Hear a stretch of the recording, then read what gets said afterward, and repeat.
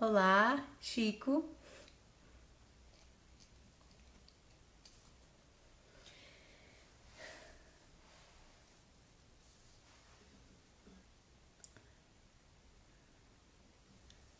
Olá, olá.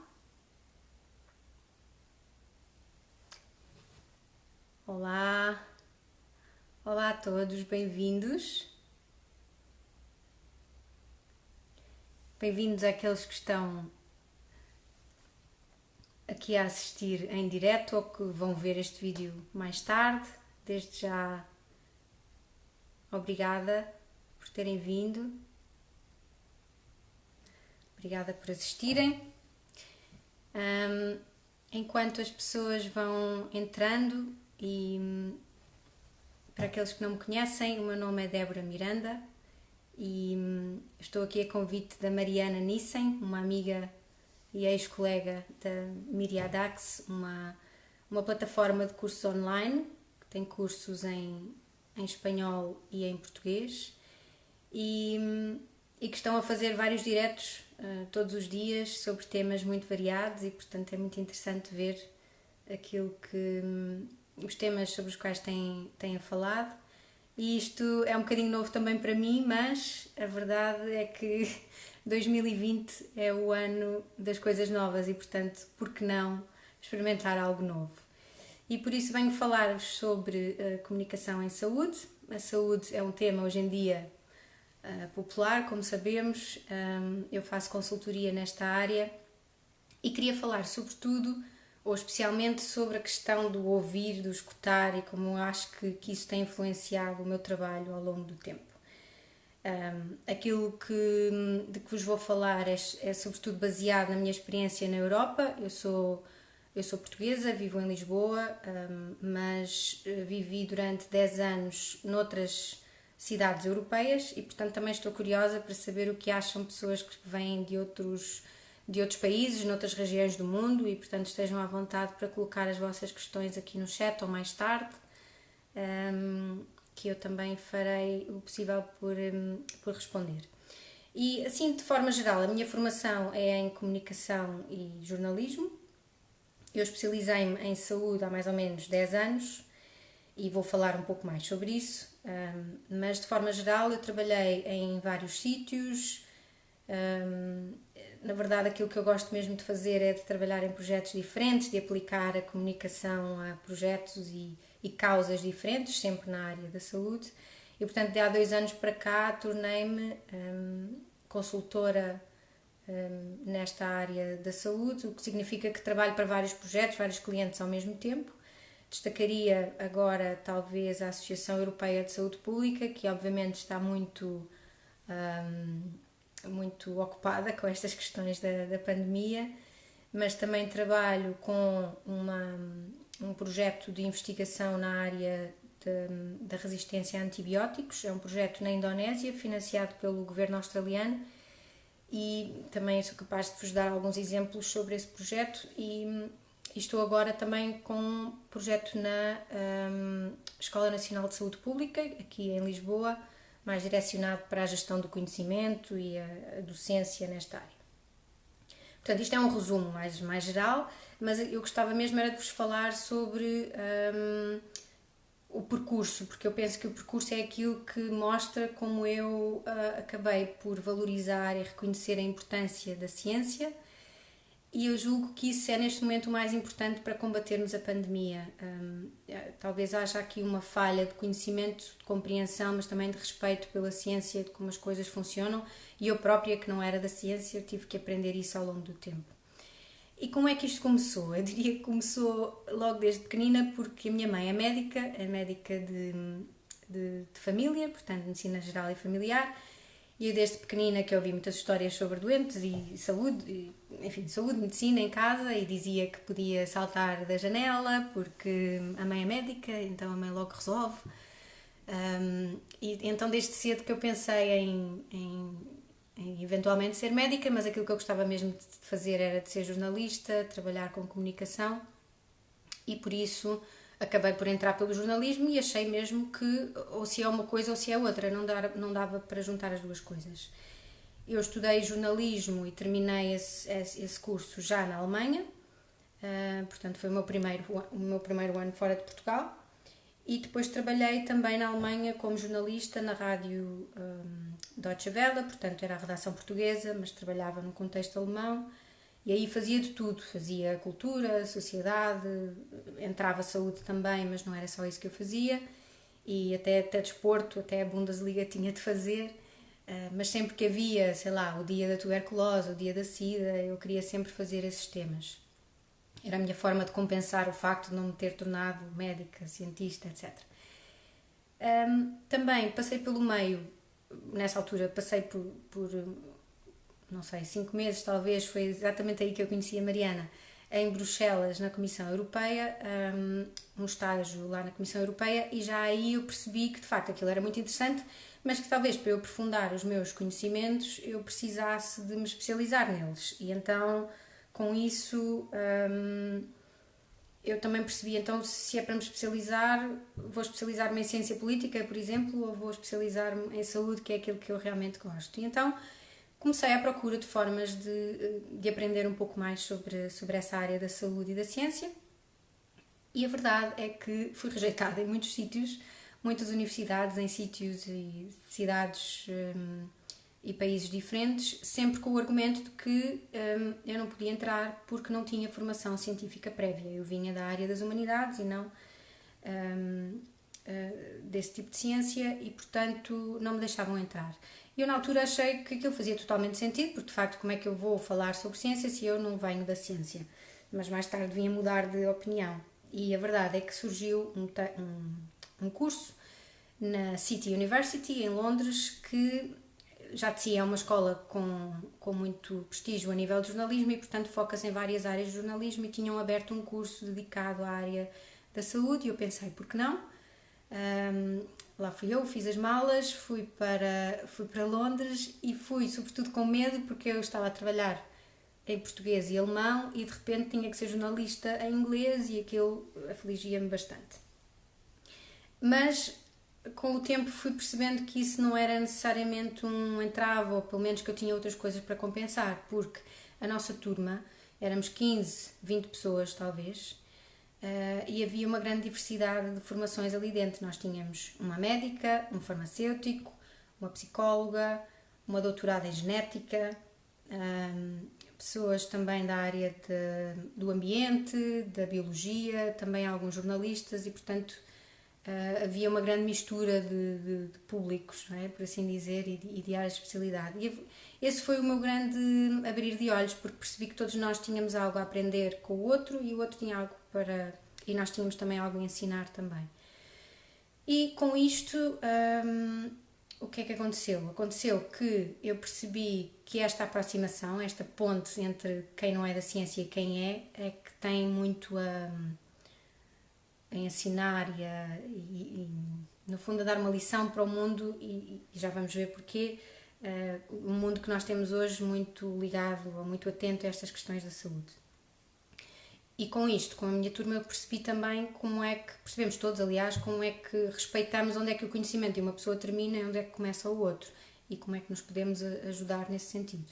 Portanto, da mesma forma que eu tinha colegas que me ensinavam o que era peer review, portanto a revisão por pares, uma questão muito importante no mundo da ciência e da publicação de artigos científicos, e eu ensinava-os a escrever títulos para notícias que não tivessem 3 linhas e jargão técnico, etc. Portanto, todos nós nos ajudávamos uns aos outros.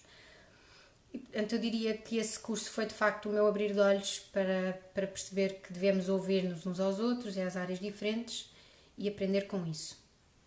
No fim desse mestrado fui para Genebra fazer um estágio na Organização Mundial de Saúde, que obviamente foi muito enriquecedor e muito interessante. Fiquei muito pobre, mas isso é um pormenor, porque de facto aquela cidade é caríssima e eu era estudante e aquilo foi difícil, mas compensou a experiência, gostei muito, e já aí também percebi, ouvi, não é, o registro e o ambiente de uma organização daquele tipo.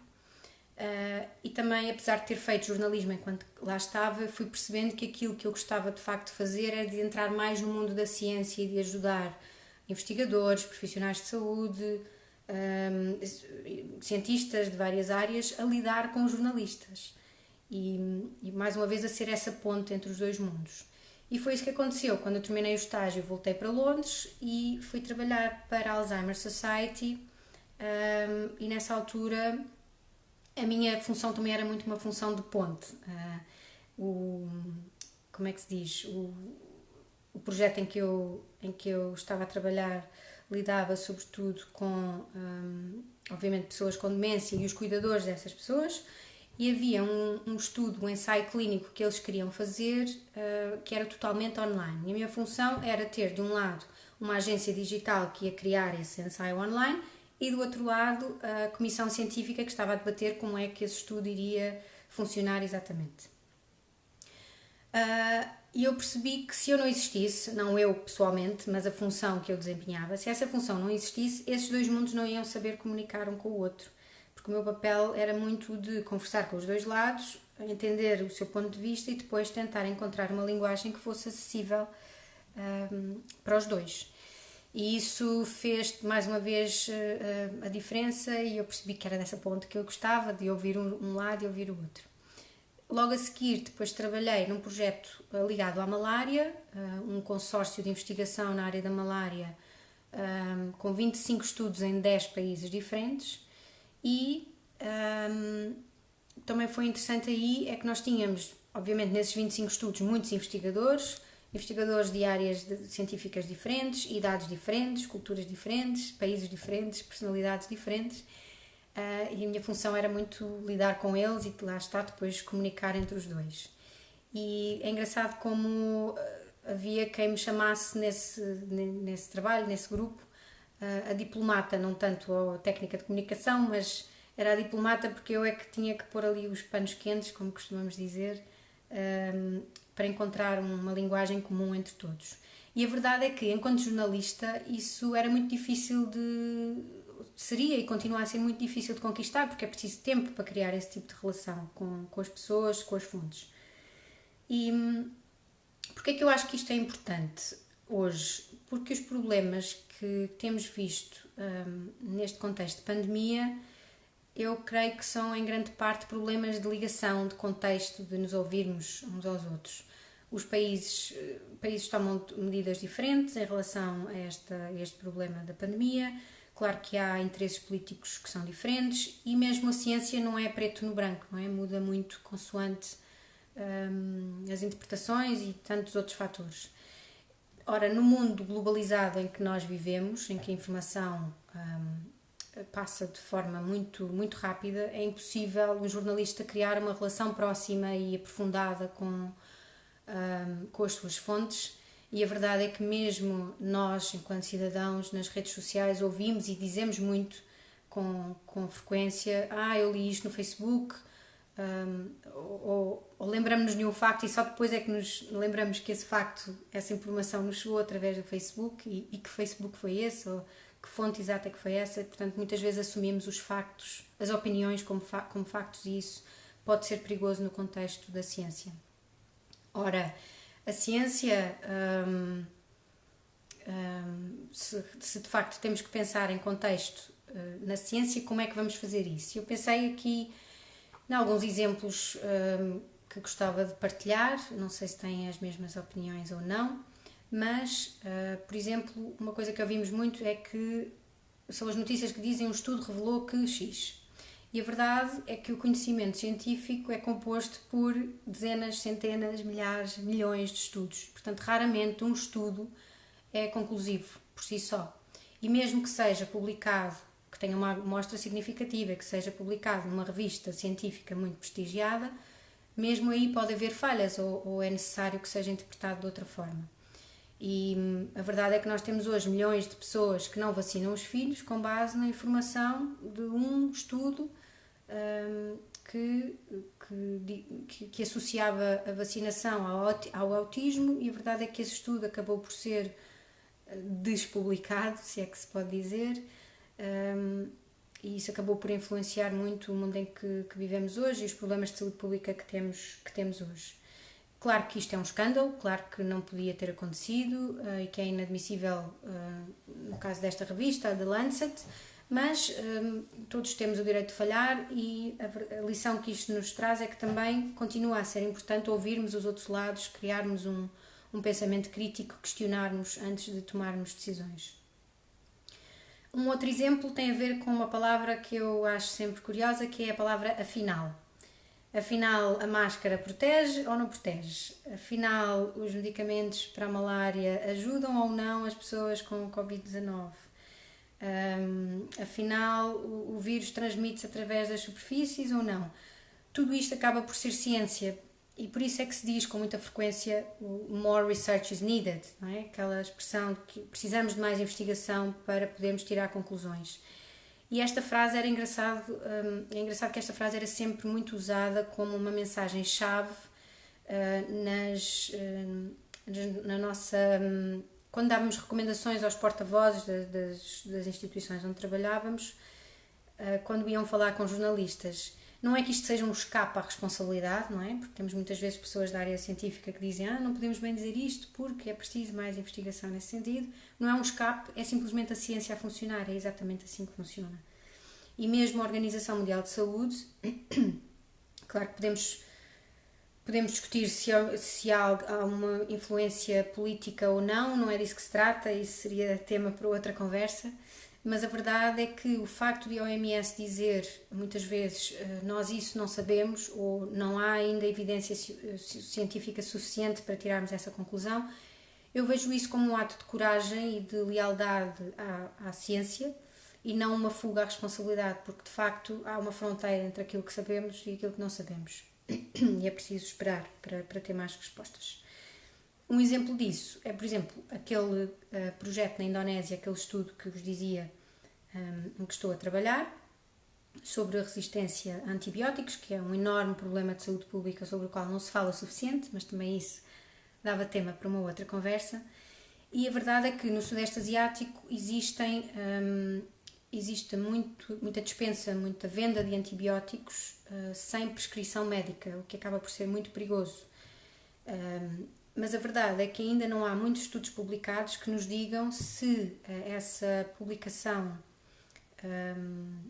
não publicação, mas se essa venda de antibióticos, nesse contexto sem prescrição médica, também acontecem em farmácias ambulantes, o chamado setor privado, os private drug sellers, que, sobretudo em zonas mais remotas, também vendem esses medicamentos sem muita regra, não é? Sem regulamentação. E a verdade é que o estudo que nós estamos agora a desenvolver é sobretudo focado nesses vendedores privados e, portanto, devemos complementar um buraco que havia na evidência científica, vamos complementar o conhecimento científico de antes e a ideia é também inspirarmos o conhecimento científico que pode vir a surgir no futuro, não é? Que pode haver mais estudos que confirmem ou refutem aquilo que nós vamos descobrir com este. E, portanto, tudo isto são uma cadeia de estudos. A questão é que, nesta pandemia, há uma grande urgência em encontrar respostas. Não é? Não só porque temos muita gente a morrer, infelizmente, mas porque, se calhar mais ainda, porque a sociedade não aceita não sei, não é? A sociedade de hoje, nós todos não sabemos lidar muito bem com, com um metro que chega atrasado, ou com um computador que demora muito tempo a ligar, ou com um artigo em que clicamos no vídeo e vemos publicidade, portanto não temos paciência para ver a publicidade e portanto passamos à frente, acabamos por não ler o artigo, ficamos só com a mensagem do título, tudo isso tem os seus riscos. Nós queremos tudo já, não é? E isso não funciona com a ciência, pode até ser perigoso. E a verdade é que hoje em dia estamos aqui a lidar com a ciência, um conhecimento científico que está a ser produzido quase aos trambolhões, alguém dizia, porque há muita pressa em produzir, em publicar. A revisão dos artigos científicos é feita com alguma pressa, os especialistas que poderiam fazer uma revisão cuidada são sobrecarregados e com muito trabalho para fazer frente à Covid-19 e, portanto, também não têm tempo para fazer essa revisão. E a verdade é que esta informação, quando sai cá para fora, pode levar a decisões políticas que podem ser consideradas precipitadas ou que têm que recuar mais tarde ou que podem vir a ser desmentidas e tudo isso. Depois temos a vacina, não é? A vacina que nos parece ser a solução mais promissora para combater este problema. E é engraçado como nós muito facilmente criticamos os efeitos secundários do medicamento que o médico me deu, não é? E a culpa é dele, e a culpa é da indústria farmacêutica, e a culpa é do médico e do medicamento e da bula e tudo mais, mas depois não conseguimos aceitar que uma vacina demore pelo menos 10 meses a surgir, não é? Porque não queremos aceitar que afinal é preciso testar a vacina com milhares, se não milhões de voluntários para garantir que ela é segura quando nós viermos a tomá-la. Portanto, tem que haver este equilíbrio entre aquilo que estamos dispostos a aceitar e a esperar e não. O mesmo com os medicamentos, não é? Nós temos, se calhar numa situação normal, se calhar não, isto acontece de facto numa situação normal, de não urgência, temos sempre a comunidade científica a trabalhar sobre fármacos, sobre medicamentos que já estão no mercado, a perceber que se calhar há uns que não são tão seguros quanto se pensava, surgiram mais casos de efeitos adversos que são graves e portanto recuam e tudo mais. Mas isto normalmente, numa situação não pandémica, isto fica no seio da comunidade científica e não sai cá para fora, porque não tem relevância, não tem valor notícia. O problema é que durante uma pandemia tudo isto passa a ser notícia e, portanto, sai um estudo, sai uma notícia, influencia a política nesse momento e, de repente, temos Donald Trump a tomar medicamentos para a malária porque acha que isso vai proteger do vírus. E daí que seja perigoso tropeçar um bocadinho neste processo científico. Portanto, estamos a lidar com uma grande rapidez e muita pressão de informação. Temos também jornalistas com muita pressão e que muitas vezes ouvem só uma ou duas fontes para escreverem um artigo ou fazerem uma peça televisiva, por exemplo. E mesmo que uma entrevista possa ser interessante, às vezes uma entrevista com um especialista pode limitar-se a ser uma interpretação de factos científicos, ser a sua opinião com base no seu conhecimento e na sua experiência.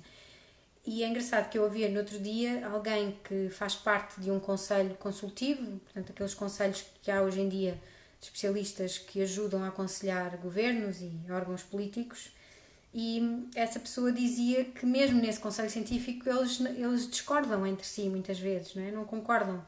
E isto é saudável porque é suposto haver discussão no meio científico, mesmo os artigos científicos têm sempre, ou quase sempre uma secção no final que se dedica à discussão, não é? Nós, fizemos este estudo, chegamos a estas conclusões ou temos estes dados, vamos discutir o que é que isto significa, que papel é que representa para a ciência, para o mundo, para a sociedade. A questão é que há uma grande diferença entre uma discussão num ambiente científico e a discussão na opinião pública, na sociedade, não é? Que muitas vezes se baseia não nos factos, mas sim em informação falsa, em opiniões, em política e tudo mais. E a verdade é que faz parte também do comportamento humano nós pensarmos na parte emotiva, não é?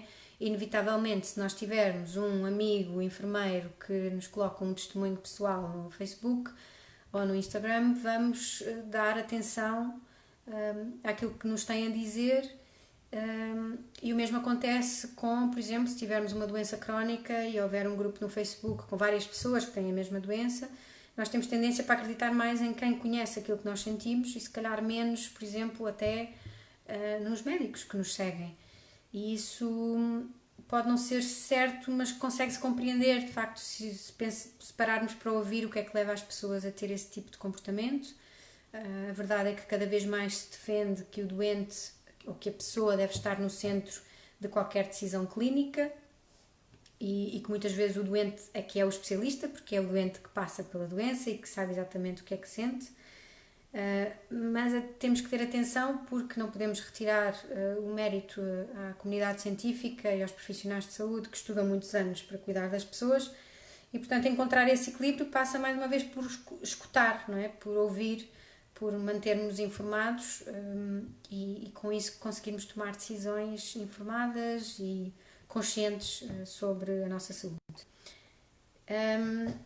Uma outra coisa que ouvimos bastante, temos ouvido bastante nos últimos tempos, é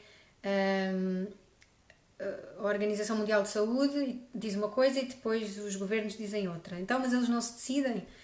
E isto é normal porque representam, não são interesses, mas têm funções diferentes e, portanto, também o seu papel é diferente nesta discussão. Se nós temos uma Organização Mundial de Saúde, um European Centre for Disease Control and Prevention, temos a Direção-Geral da Saúde em Portugal, temos o CDC nos Estados Unidos, tudo isto, autoridades de saúde que pesam a ciência, não é? Que emitem recomendações, guidelines, e depois temos as autoridades de saúde, as autoridades políticas, não é? Os órgãos políticos que pegam nessa informação e decidem o que fazer com ela e tomam políticas com base no seu contexto muito concreto do seu país.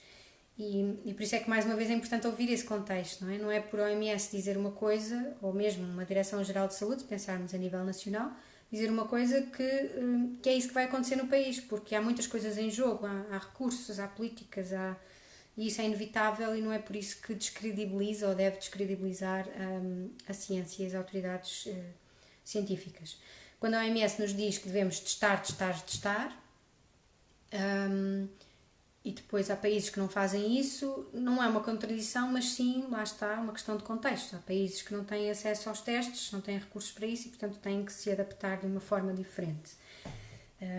O mesmo acontece, por exemplo, com políticas de confinamento em Moçambique, onde uma grande parte da população depende de sair à rua todos os dias para ganhar o dinheiro para aquele dia, para sobreviver naquele dia. Portanto, não faz sentido impor políticas de confinamento obrigatório para essas populações porque acaba por ser mais perigoso ficar em casa do que sair à rua, porque podem morrer à fome, em última análise.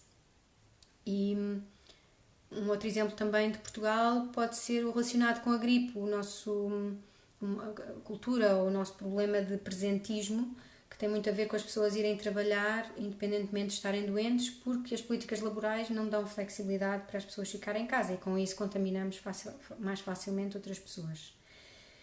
Portanto, o que é que acontece com isto? Nós temos vários países que de facto assumem ou absorvem estas realidades, estas recomendações científicas, mas têm que adaptá-las ao seu contexto específico e, portanto, acabamos por ter países que ficam muito focados em si, que ouvem as suas populações, e isso é bom, porque têm atenção ao seu contexto, mas também pode criar uma desunião, porque os países acabam por estar muito focados sobre si mesmos e não expandem para tomarem políticas conjuntas ou para se ouvirem mais. E por outro lado, temos até um efeito oposto, que é, então, mas aquele país está a fazer aquilo e nós não podemos, aquele país tem bons resultados sem terem feito isto e nós não estamos a fazer o mesmo. Lá está, não podemos comparar as coisas de forma muito igual, porque cada um tem o seu contexto e é preciso, mais uma vez, ouvi-lo. O que é que eu queria... Bom, no fundo era isto que eu queria partilhar convosco. É engraçado como às vezes eu tento fazer isto. Eu não sei se a minha mãe me está aqui a ouvir, talvez esteja, mas é engraçado que às vezes nós estamos a ouvir notícias em conjunto e a minha mãe critica ou fica surpreendida com alguma notícia, alguma medida que tenha sido implementada cá ou noutro país, e eu às vezes digo então, mas isto ou aquilo. E a minha mãe acha que eu estou a discordar dela, ou acha que ela não está... ou acha que ela não tem razão, mas eu só estou a tentar perceber porque é que foi feita aquela afirmação, porque é que foi tomada aquela medida. Portanto, estou a tentar perceber o outro lado para ter essa visão mais conjunta. Acho que no fundo podemos tentar mais vezes fazer esse exercício de pensar, então, mas de onde é que esta política vem, qual é o interesse que está por trás disto? E da mesma forma que falamos da política, podemos falar de assuntos relacionados mais com factos científicos mesmo, não é? E, portanto, era esta a mensagem que eu queria transmitir. A ideia de que, obviamente, devemos deixar falar os especialistas, devemos ter o discernimento de perceber quem é que sabe do assunto e não tem, quem é que sabe do assunto e não sabe. E se há coisa que a pandemia nos tem ensinado a fazer é a parar, não é? Portanto, se nos se nos tem ajudado a parar, também nos ajuda a questionar mais vezes, não é? A ter mais paciência, a saber esperar, a tentar analisar as coisas com um pouco mais de calma, porque agora não temos a desculpa de que é tudo muito rápido, não tenho tempo para ler, não tenho tempo para isto ou aquilo, apesar de sabermos todos que há muita gente que está a trabalhar ainda mais do que antes. Mas esta ideia de que devíamos ouvir mais e julgar menos, ou pelo menos ouvir antes de julgar, aplica-se não só a este contexto de pandemia e de ciência, como também na nossa vida, não é? Não termos, se calhar, tanta pressa, porque esperar, na espera que está o ganho, muitas vezes. E é preciso ter paciência porque não há respostas imediatas e, infelizmente, vamos ter que esperar mais tempo para saber como resolver tudo isto. E por isso julgo que escutar talvez não salve o mundo, não é? Este era o título da sessão, um pouco ambicioso, mas acredito que seja um passo na direção certa. E era essa a mensagem que vos queria deixar. Agora estou aberta às vossas perguntas, não sei se têm alguma coisa que gostassem de perguntar, vou aqui... Eu penso que isto tem aqui algum delay, portanto vou-vos deixar pensar e escrever e entretanto vou ver se fizeram perguntas. Temos aqui o André Couto. Olá André, a perguntar se defendo a sobreposição da preocupação com a economia sobre a preocupação com a saúde pública. Esta é uma discussão em aberto em muitos campos. Eu pessoalmente acho que a questão da saúde pública nunca deve ser passada para segundo plano. Aquilo que devemos pensar também é até que ponto é que as decisões económicas ou de cariz económico não podem também afetar a nossa saúde, não é? E aí passa a ser novamente uma questão de saúde pública, não é?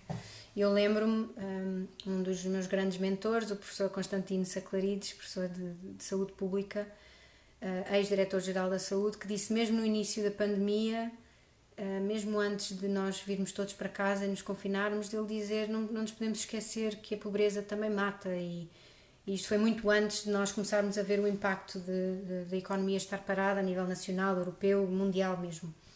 E, portanto, lá está, temos que ouvir esse equilíbrio, temos que encontrar esse equilíbrio e acho que isso se encontra através de pararmos um pouco para ouvir o outro lado, ok? O que é que a economia tem para nos dizer?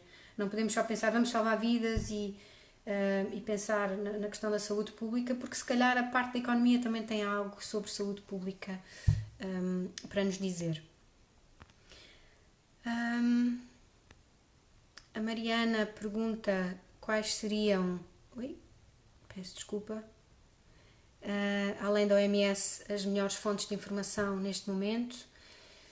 É uma pergunta bastante recorrente e é também curioso e comum perguntarem se a OMS é de facto uma fonte credível, porque tem havido tanta controvérsia à volta de algumas questões alguns exemplos que dei aqui também.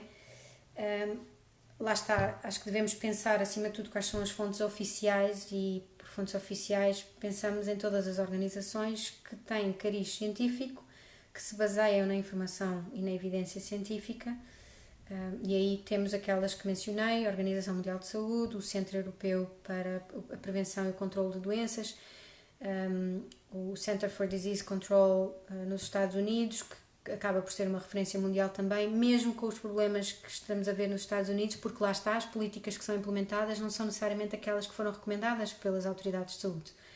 E claro que as autoridades de saúde muitas vezes têm, também elas falham, no fundo foi isso que tentei explicar aqui, é que é preciso termos sempre um olho aqui e outro ali para percebermos onde é que há o equilíbrio da informação. Portanto, eu diria que normalmente quando nos falam nestas como as informações, como as fontes oficiais e credíveis de informação, é aí que devemos ir. Agora, é claro que muitas vezes a informação não nos chega na linguagem mais acessível e, portanto, com o tempo, com escuta, com paciência, com espera, podemos encontrar meios de comunicação que façam esse trabalho bem, não é? Jornalistas que estejam habituados a lidar com fontes científicas e que nos saibam traduzir essa informação complexa para informação mais acessível.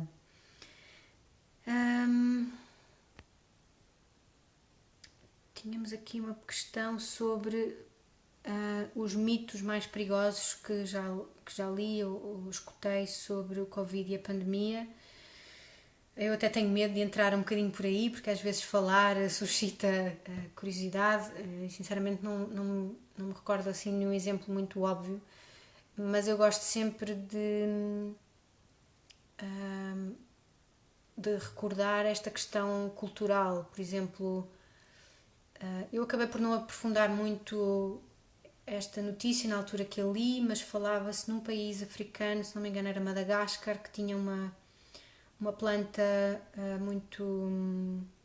muito eficaz no combate à Covid. De forma geral era isto, mas não me lembro dos pormenores. E claro que há muito aquele preconceito de achar que quem pensa na parte nas soluções naturais que não têm base científica, isto não pode estar nas notícias, isto é um perigo, eles não percebem nada. É muito fácil fazer este tipo de crítica e talvez seja verdade que é perigoso pegar nesse tipo de argumento para achar que as pessoas vão estar protegidas, mas lá está, temos que pensar no contexto e de facto há muitas comunidades em países africanos que recorrem a esse tipo de recurso, sobretudo quando não têm acesso ao outro.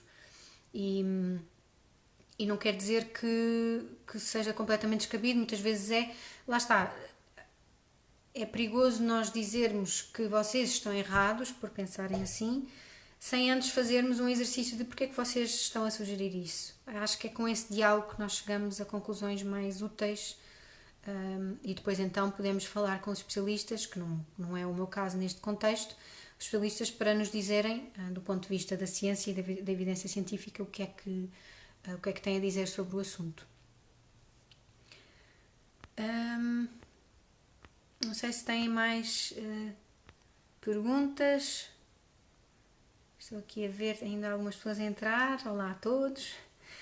Lá está, eu penso que se tudo correr bem este vídeo ficará disponível para outras pessoas poderem ver mais tarde e podem fazer comentários nessa altura. Posso também discutir nessa altura, mas para já continuo a lançar o desafio para aproveitarmos se calhar mais uns minutos para responder a algumas questões. Nós temos, desde há umas horas para cá, que temos a notícia de que há algumas zonas em Lisboa que vão estar novamente confinadas, ou pelo menos com regras mais apertadas, e eu estou a imaginar que o noticiário que vai surgir daqui a pouco venha já precisamente trazer essa discussão. Então, mas porquê estas freguesias e não as outras? Porquê é que deixam fazer isto, mas aquilo não? Vai haver muita culpa, muito apontar de dedos. Eles fizeram a geneira, nós portámos-nos bem, porque é que agora vamos ser culpabilizados pelo problema que se está a assistir em Lisboa? E lá está, eu penso que não é por aí que devemos ir. Devemos sim pensar um pouco no bom senso, ou procurarmos esse bom senso e tentarmos individualmente e como sociedade minimizar o risco de contágio, mesmo que a regra não se aplique a mim especificamente. Se eu posso estar em casa, se eu posso evitar o contacto com aquela pessoa, se eu posso evitar estar com 20 pessoas e posso estar só com 10, mesmo que me permitam estar com 20, devemos todos fazer isso e acho que tomar a decisão de fazer isso passa muito por, lá está, ouvir, perceber porque é que há opiniões diferentes em relação ao mesmo assunto. No fundo, a conversar é que a gente se entende. E num contexto de ciência, sem nunca deixar de credibilizar aquilo que os cientistas, os profissionais de saúde, os investigadores tanto tempo passam para nos explicar e devemos respeitar isso. E pronto, eu falei muito. Espero que não me tenha escapado aqui nenhuma pergunta, mas lá está, a conversa pode continuar depois offline não, online, mas sem ser em direto, e estou disponível para continuar a discussão. Penso que vi aqui alguns nomes que normalmente, de pessoas que ou não conheço ou com quem normalmente não falo sobre estes assuntos, portanto também estou curiosa para conhecer a vossa opinião e fico então à espera. Acho que com isto me vou despedir. Obrigada a todos. Obrigada mais uma vez à Miriadax pelo convite para fazer isto convosco. Estejam atentos aos novos diretos sobre outros assuntos que eles estão a organizar em português e em espanhol. E até à próxima.